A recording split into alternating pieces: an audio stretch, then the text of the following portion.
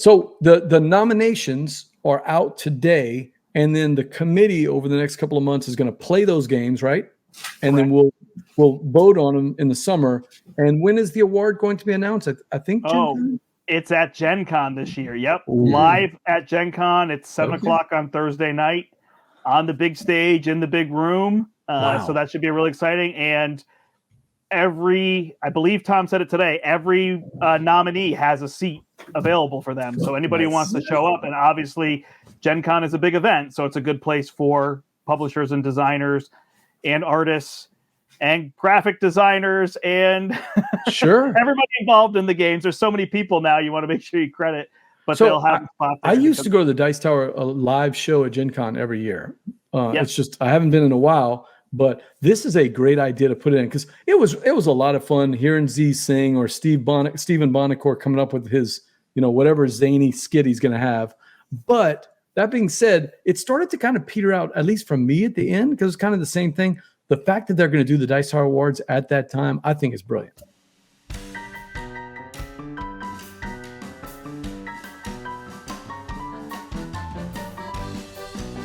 Let's talk about the best welcoming game. And what we're talking about there is, the gateway games, the family-friendly games, the games that you would bring out, the Brandt, right, at your store when a family says, hey, I watched this tabletop show with Will Wheaton, and I'd love to play board games. What's a game we should try, right? For sure. So what are the nominees? For best welcoming game? Yeah. Yeah. So we've got Acropolis, Boop, Flamecraft, Ready, Set, Bet, and Trekking Through History. Can you blow that up, BJ, so that the three of us are a little bit more to the side and it pop? There you go. Better? That looks great. Easier to see. Yep. Yeah. So I'm looking. I'm already leaning on one already. That being said, I haven't played all these games yet. Boop is one that I've seen. Oh, isn't Kurt from your area also? Oh yeah, Kurt's from Connecticut as well. Actually, probably closer to where Steve is. Yeah. Kurt looks pretty. Boop looks pretty good. Acropolis is one I've only played on BGA, so I'd like to play it in person. I'm hoping to get that at a little mini con this summer, maybe. It may well happen. Oh, hey Steve, can you drop a link in the chat?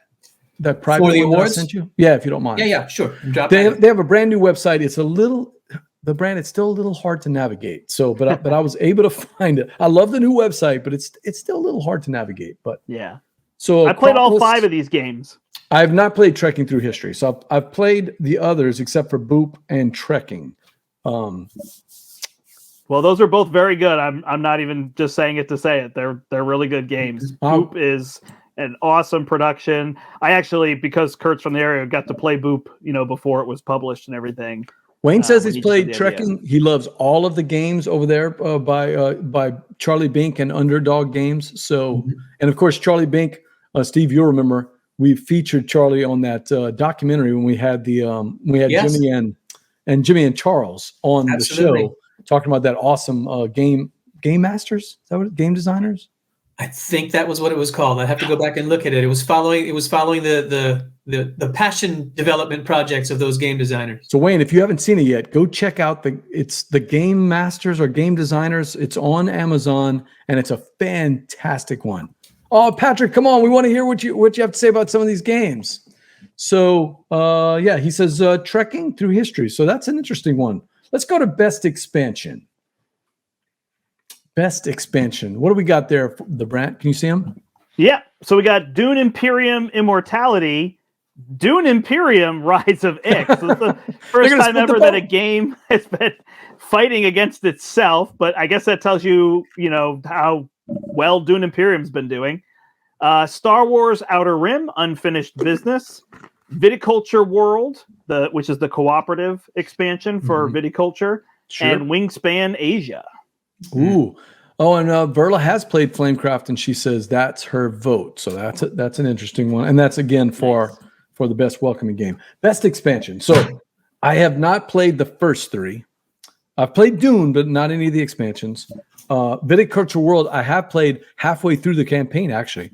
And I really like Mahir. Mahir Shah. If you haven't met Mahir, he's a fantastic person to talk to. Just, God, his the way he thinks about games is just fun. Wingspan Asia is sitting right there and still hasn't been played yet. So I got to get that played before. Yeah. Yeah. These are the Dice Tower nominations, Patrick, for best expansion. And over the next couple of months, the Dice Tower Award Committee is going to play these games. And then at Gen Con, you said, the Brandt? Yeah. The winners will be announced at Gen Con. Mr. Wixter says Immortality? No, Rise of Ix is a big improvement. What have you played out of this list? Yeah, so this is where I'm in trouble. I'm 0 for 5 on this list. Oh, no. Oh, no. Yeah, so I've got my work cut out. I'm right there with you, Brandt. Luckily, I think I could get in a single game of Dune Imperium with all the mechanisms from the 2 expansions and see how that goes. But I will say that I usually play almost every game. There's a year I played every single one, including all the expansions. No, I can back you up. You really play almost every single one of these games, if not all of them. Yeah. Unfinished Business, I'm dying to play. So that's probably going to be for Unfinished Business. Yeah. Because I really like Outer Rim, and the designer, Tony Fanchi, does a great job. He also designs Marvel Champions. Oh, really? Yep. And I've met him and played with him in person before. And I've heard nothing but good things about it. And it's like it's been a year that this game has been out, and I haven't got the expansion, but it is hard to find. So that's what's been a little tricky. And I let the copies that came in our store, go immediately to the people who wanted them, and then none came in. So that's that. Right. Viticulture World is perfect to play with my wife, so I have to do that. And I do have a copy of that. Same with Wingspan Asia. So those are ones I'll get done because they'll be easy to play at home. I have to say I'm with Verla on this one, that Wingspan Asia is the one that might call to me the most, because it does sound like it does some interesting things to change the board around with the goals that are involved. And geared toward 2 players. Perfect for you in the room. So, all right, let's get the best party game. Steve, you want to do this one for us? What we got for your nominees are Blood on the Clock Tower, Feed the Kraken, Green Team Wins, Ready, Set, Bet, and Phantom Inc. And of those, again, I'm kind of only the one that I've played out of those is Green Team Wins, and I haven't really heard somebody complain about playing it. So I've heard good reviews about that, and most people tend to agree. But I think the people who I've heard play things and come out the most fired up afterwards, people who've played Ready, Set, Bet, come out super keyed up about playing that game. Yeah, those are going to be, at least for me, the buzz would be Green Team Wins and Ready, Set, Bet. But, man, Blood on the Clock Tower just... If you go on Twitch at all, Steve, there is always a game of Blood on the Clock Tower going on Twitch. Always. Phantom Inc. actually I like. Phantom Inc. I got to play in the winter time. It was around Halloween. It was actually a pretty good game. Are you familiar? What's that? Sorry, are you familiar with Jen, the board game librarian? Yes, yeah, Jen Bar. So I've been going to some nights at their house, her and her husband's house, and they run games. And I've had nights where we just play Blood on the Clock Tower the entire night. Interesting. It just repeats over and over and over again, and then everybody goes home. I would be surprised if this is not a very, very close vote. All of them. I will say there's going to be a vassal influence on this because Tom really likes Ready, Set, Bet. It's high energy. It's a lot of fun. We did it at a 24-hour event, at 2 a.m, and it was great to pick up the energy. Dean and John love this game from Meepletown. So True. Time Ruler says, what does he say? Feed the Kraken. Feed the Kraken. Interesting. Good hit and goal. Not Green Team Wins. Good though. Okay, now you're confusing me, Time Roll. I'm not sure which one you're saying is going to win. So, but I am curious. Chat Crew, let us know who you think is going to win these games. What buzz you've been hearing? Which ones we should play? The Brandt, what we got for best solo game? Batman: The Dark Knight Returns, Frostpunk the board game, Heat Pedal to the Metal, Return to Dark Tower, and Wayfarers of the South Tigris. Or Tigris? I always forget which way it's pronounced. Or is it both? Steve, I've got a blind spot on this one. I only have an actual play of Wayfarers. I've got work to do.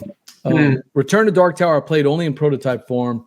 And Heat, you can't find a copy of Heat anywhere. I want it. I love racing. I have a whole shelf full of racing games. So that one's right up my alley. Thoughts? But that sounds like a really good game. And again, I've heard people who've played it and loved it. My question is, why would this, as best solo game, I'm not sure if that might be the place where it shines the most, because it seems like when you're racing against something solo, that might lose some of its juice. But maybe I haven't played it. That's just a wonder for that one for me. Yeah, the Brandt. Now that I look at these nominations, these are some kind of unusual solo game nominations. Mm-hmm. So I will tell you that I have not played Heat, but I've heard nothing but good. I agree with what Steve was saying. I'd be fascinated to see what, I know that there are bots and that a lot of people that play 2 and 3 players add bots. So I guess solo is a similar thing. Have either of you played Batman: The Dark Knight Returns? No. Play it. 100%. Really? Have you seen it? Have you seen it? No, I haven't even seen it in the wild. All right. At all. So this is Daryl Andrews, and I apologize. I don't remember there's a co-designer as well. Okay. But I know Daryl so well. And so what happens is you play 4 stories, and it's a board where you draw on the board with a marker. So you have certain paths you can take, but when you get upgrades and bonuses, and in between each round, you can draw a new path in, and you collect vehicles, and the dice are batarangs. Oh. So they're really D4s, but you can upgrade the dice, and you have like a tool belt. And then as you use them, you're removing that. It's incredibly intuitive. And as soon as you finish a game, you leave it exactly as it is with all the marks on the board. And you go on to the next comic and you set it up and you keep the board exactly as it is with all the pieces where they are. Wow. It's an incredibly immersive experience, especially for a Batman game. All right, so Jeremy in my game group, one of the guys here in Lafayette, he gets a lot of the Batman stuff. So let me see if he's got a copy, because you got me really intrigued. I really wasn't even looking at that game. And I like all these games, so I'm not trying to put that one above the other necessarily, sure. But it's the unsung hero of this group. Interesting. Is it trying to replicate the Frank Miller story arc, Exactly. or is it just doing 100%. the artwork? 100%. No, it's trying to replicate the story. Okay. Hey, so Patrick wants to know if the Dark Tower has anything to do with Stephen King. It does not. This is Patrick. This is going to date me, but my buddy Brian Parity had the original Dark Tower, and we played it until we broke it. I mean, we absolutely love the Dark Tower. So this is related to a game from the '80s from Hasbro, maybe Hasbro, Milton Bradley. I don't know who made it. Yeah. So, but it has nothing to do with the there. It was, and I've only played the prototype form. I got a chance to play with Corey from Dice Tower Dish and with Justin running the game, and the combat was run by Childress Isaac himself. So it was we did not win, but it was a lot of fun. I just haven't played the actual game. So let's get to best 2-player games. Maybe I'll fare a little better on this one. Who's next on that? I'll do this one. So this is Beer and Bread. From Scott Alms and Deep Print, but I think Capstone is the one that people would see here in America on that. Boop from Smirk and Laughter, designed by Scott Brady. Splendor Duel by Mark Andre, the original designer of Splendor, Space Cowboys. War of the Ring, the card game from Ares Games and designer Ian Brody. And Return to Dark Tower, best 2-player game. Isaac Childress. It's actually Isaac Childress, Rob, and a host of people from Restoration Games. So, yeah. 1981, Milton Bradley. Thank you, Time Roller. That helps us out.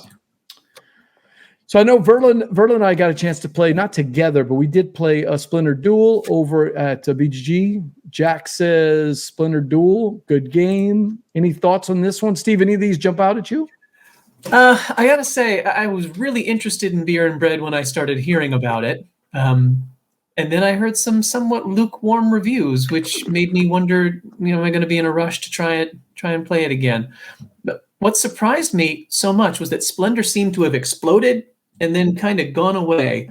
And when people started talking about Splendor Duel again, it was almost as if they were as happy as when Splendor came out the first time, if not more. People were saying, I'd rather play this version of things. That seems to me like, from what I'm hearing people talk about, that's the standout from the group that's likely to be handicapped as a winner of me. We shall see. All right. Brandt, give us the nominees for best reprint. I will say I have played Beard and Bread, and I did not have a lukewarm review. It was Thank great. you. It totally deserves to be on the list, and I think you should go out and play it. You have heated up my lukewarm review. Thank you, Brent. Yeah, no, I think it's fantastic. I played it several times. So very good. Again, I'm just trying to pick the ones that you guys, and then I'm commenting. So when I pick one, I'm not necessarily saying my vote. I'm just hearing what you're saying and reacting to that and whatnot. I mean, even like Return to Dark Tower on there. It makes sense because it's a great game, but like whatever player count, you know what I mean? So it's kind of an interesting one. It's just getting a lot of popularity there. All right, best reprint. Castles of Mad King Ludwig, the collector's edition. Cat in the Box Deluxe Edition, which I actually played the original Japanese version. It was like Cat Paradox, I think is what it translated to. Okay.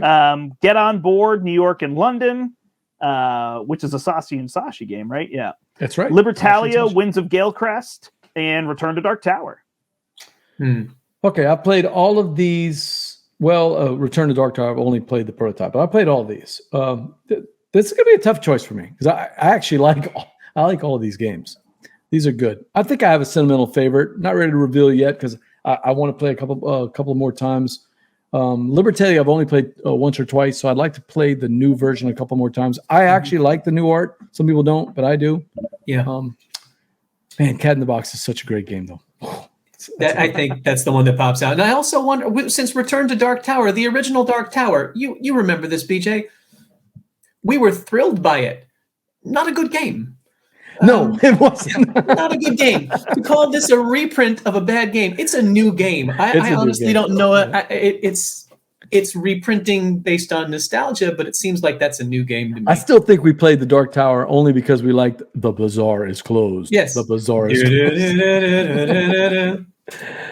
You have some thoughts that you can share on this one, Brandt? Yeah. No, I don't mind sharing thoughts in general. So I actually think I've played every single one of these games in their original form. A regular Dark Tower might be the one, and that makes me sound like I'm super young, and I'm not actually super young enough to have not played it. I just don't remember as a kid if it was something.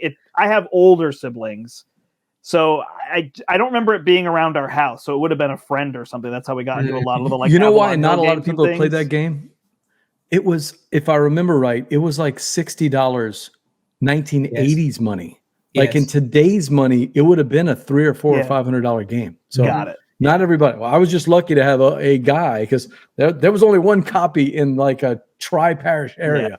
Tri-county, I meant to say. Tri-parish area. So good catch. Nice correction. I think you guys call them counties, right? Is that right? Yeah, we do. Y'all call parishes counties, right?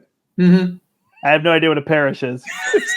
This is a running joke on the show. So I think we're the only ones that call them parishes. But all right, best co-op. Steve, what we got? So for best co-op, you have Cora Quest, Lands of Galzier, I think it is, Nemesis Lockdown, Return to Dark Tower, and Star Wars The Clone Wars. Star Wars The Clone Wars is the pandemic. It's Stardemic. Theme, long time ago in a disease far away kind of thing. This is another blind spot for me. Cora Quest I played. I've watched Star Wars: The Clone Wars. Yeah, this is gonna be a tough one. I've got work to do, Brandt. Yeah, haven't played Lands of Galzier, and I really want to. I haven't played Nemesis Lockdown, so I mean, I will give my Nemesis has not been a game that has clicked for me. I think I played everything BGG Top 100, and including that one, and it's just been tough plays for me. So we'll see. But there's a group that plays Nemesis pretty regularly at our store, so I'll try to jump in on one of these games and have an open mind that it's a different version and a different thing, and all those kind of things. But not every game clicks for everybody, which is why I always think it's so important with these that the list of nominees is the best part of the awards. Because if you're looking for a co-op and Nemesis doesn't work for you, and then you go try Lands of Galzier, and that's exactly what you're looking for, then this list has done its job. Whereas if you're only thinking of the winner and you don't like the winner, and then you say, I don't like co-ops. That's a great point. Well said. I think Adam the Austin in our group has Nemesis Lockdown. Let me get in touch with him. I want to try that out. Best game from a small publisher. Not a lot of thoughts from the Chat Krewe on that one, though. Best game from a small publisher. Blood on the Clock Tower, Cora Quest, Flamecraft, Planet Unknown, and Three Sisters. I've got some shenanigans. I like the guy from Adam's Apple Games, but I don't know. I don't know how you can call that a.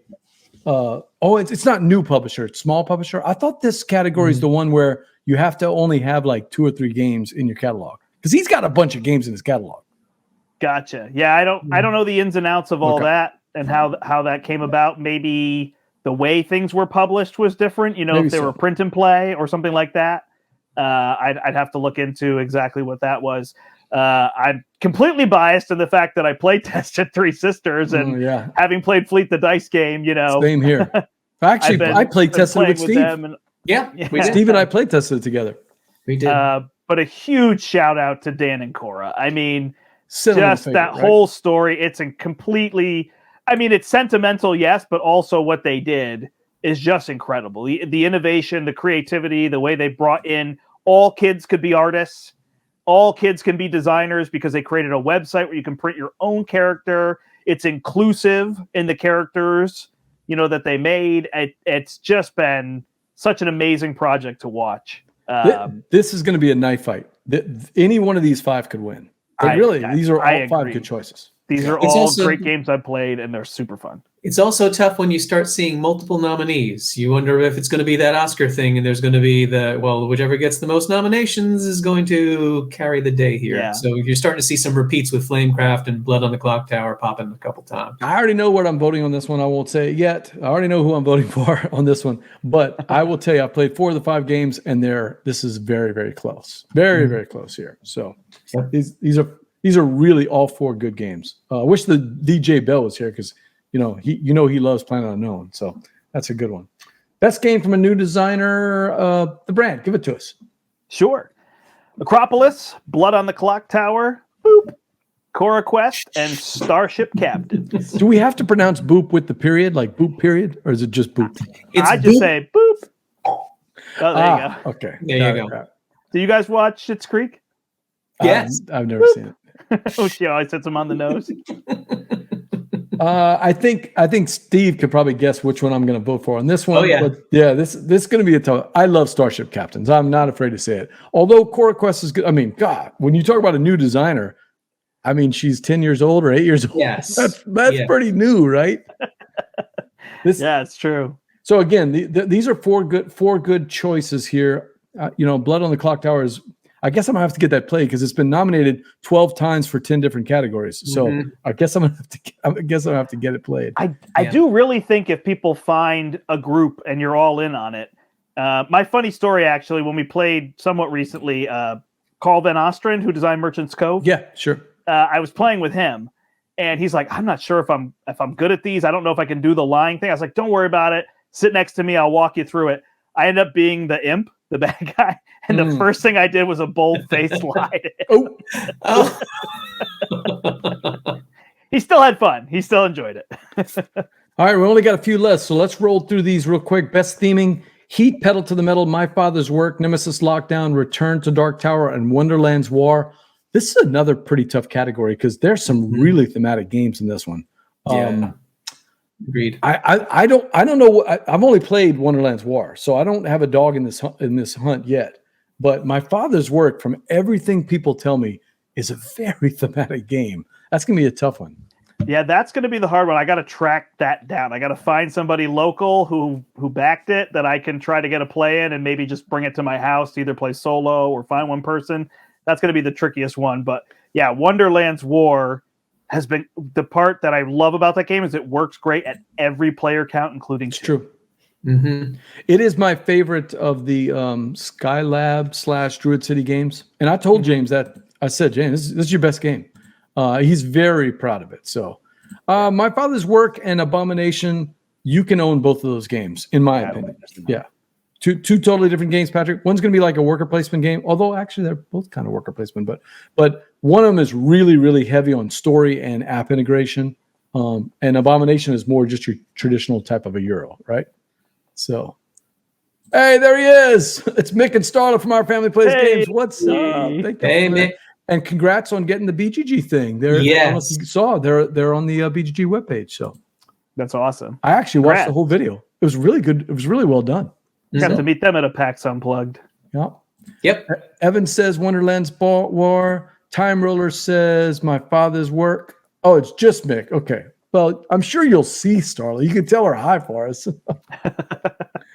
All right. So Starla tuned out when we did the co-op category. Yeah, that's true. She doesn't do co-op. So best board game production value. We got Endless Winter, Paleo Americans, Flamecraft, Foundations of Rome, Return to Dark Tower, Wonderland's War. Robert is going to say Foundations of Rome has to win this one. I don't agree. I think any one of these games can win, the Brandt. Yeah, I agree. I mean, boy, the big thing to think about is where board games have come. I mean, you guys were playing 10, 15 years ago, right?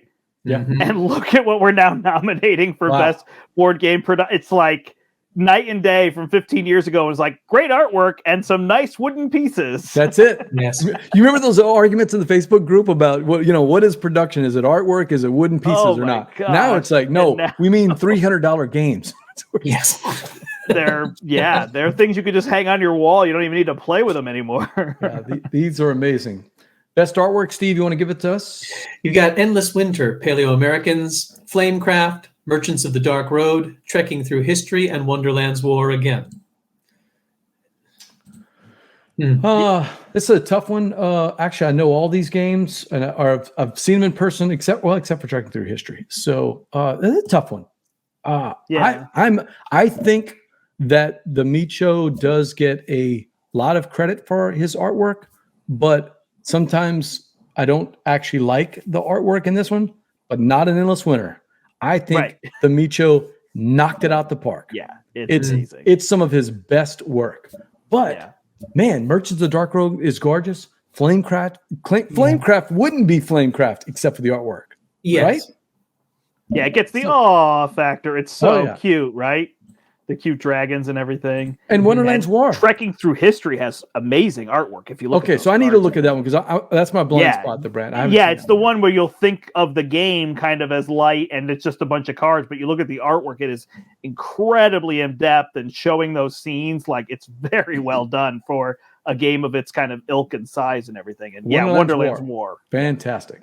All right, best strategy game: Carnegie, Endless Winter, Planet Unknown, Wayfarers of the South Tigris, and Woodcraft. Oh man, this is pretty tough. I think the clear winner out of these five is Toledo. I mean, it's clearly that's the choice. I played that today. I'm sorry, it's my favorite strategy game of the year. It should have gotten nominated. Although Endless Winter right behind there. I love Wayfarers. I haven't played Woodcraft, by the way, so I shouldn't say anything. I need to play Woodcraft. In fact, I should be playing it next week. So I'm gonna try to get that one in. Yeah, I just want this to be my game night. Like this would be a game night.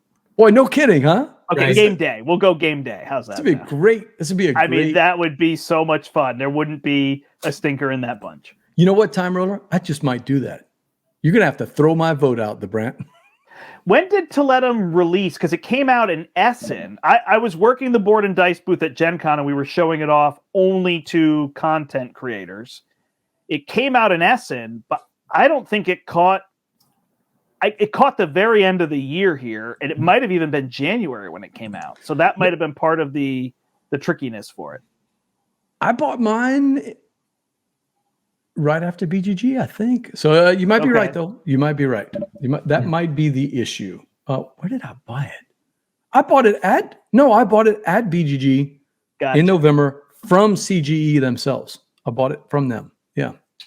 CGE or Board and Dice? Sorry, Board and Dice. Okay. Yeah. Maybe that's not it then. Where did I get it? I'm going to have to think where I got it. I don't remember. So I'm wondering if that's it because I can't remember. I was working Friday nights at the store for a while into January and February, and I picked it up one of those Friday nights, but it's hard to remember if it was 2022 or 2023. So it had a little lapse over here. Man, what did I buy from CGE? I'll have to think about it. Yeah. I bought something from CGE right there at the booth, but I can't remember. I'll go back and take a look. So Patrick Newman says Toledo was getting lots of Time Roller. That's right. It was Starship Captains. How does he remember? And I didn't even remember. I got it. I got Starship Captains from them. That's right. All right. What was his name? The guy that was the conductor that would do the awesome segments on the Dice Tower. He would say most innovative game. You remember that German guy that was the composer that would do the little segments for the Dice Tower podcast? Yeah. Morton? No, I can't remember his name. I don't remember his name, but I remember the innovative. Most innovative. 3,000 Scoundrels, Blood on the Clock Tower, Cat in the Box, Planet Unknown, Turing Machine. holy cow, how is anyone going to split these up? Man, this is tough.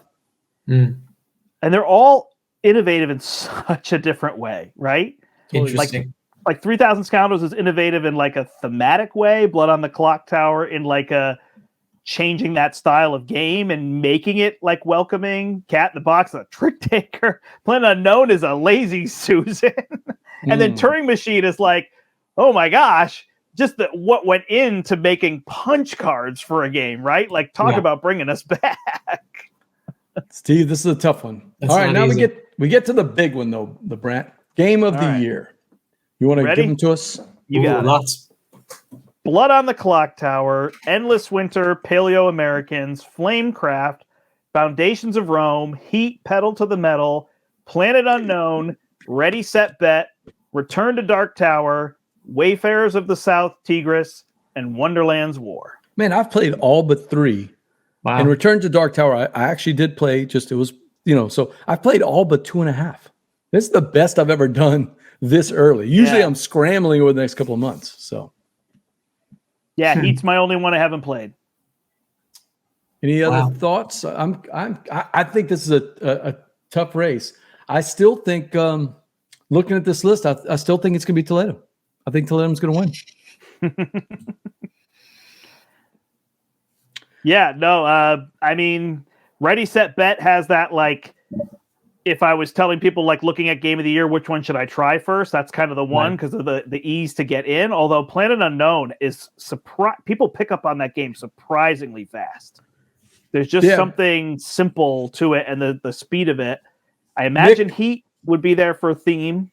Mm-hmm. Mick, we're handicapping the game of the year. These are the Dice Tower nominations. Yeah, the Brandt, that's what I was about to say. Don't you think that Heat and Ready, Set, Bet are kind of the 2 games, and maybe Foundations of Rome are kind of the 2 games that you would think would be synonymous with people that follow the Dice Tower? Sure. Those are the kind of games that are very appealing to the people that go to Dice Tower conventions and things? Yeah, that makes sense. I think even... I don't know. Yeah, I mean, Flamecraft? all of these in some sense, but... Actually, no, you're right, though. Flamecraft, Planet Unknown, all of these. Yeah. This, you know what it is? This is a great. Yeah, Wayne, that's another good one. Mosaic made I think Mosaic's going to make my top 3 or top 4 when I post my list in June. And it didn't get any nominations. I wonder why. What is your playtime on Mosaic? Right at the 2-hour mark. Yeah, I'm really intrigued by that, and I really like the game. In fact, it's a game that I was like, man, but my 2-player games were over 3 hours. Oh no! And my 3-player game was almost 4 hours. And I don't play with slow players, so I don't know if there was a rule I was missing or if I shuffled the decks wrong every time. Because that's what I hear people say. But like, we were playing pretty quick too. I would say our turns were 30 seconds. And it just took forever to get through those. Now, I wonder if 2-player is longer to get through the decks. Were you playing games with 4 and 5? I actually haven't played a 2-player. I want to. I wonder if that's it. Like if you ever played Terraforming Mars with 2? Yeah, I have. Terraforming Mars is very long with 2 players. Very long. So Wayne said under 2 hours. Time Roller said it's a 2-hour setup. So that adds that. Wayne's was with 3 or 4. My plays were with either 4 and 5 or 3 and 4. I can't remember. So, but I want to play a 2-player. I'm going to see if I can get that played. But don't get me wrong. I enjoyed the game. Even in spite of that time, I was like, hey, I want to go back to play this game again. And my wife had said the same. In fact, we played it twice. But both times it was pushing 3 hours. And I was like, this is long. Well, that is the Dice Tower nominations. If a chat crew chime in during the show. Anything you think that we haven't played yet that you really think we should play, we're in there. We would like to get that. We would like to get that played. Let me see if I can bring this screen up for us.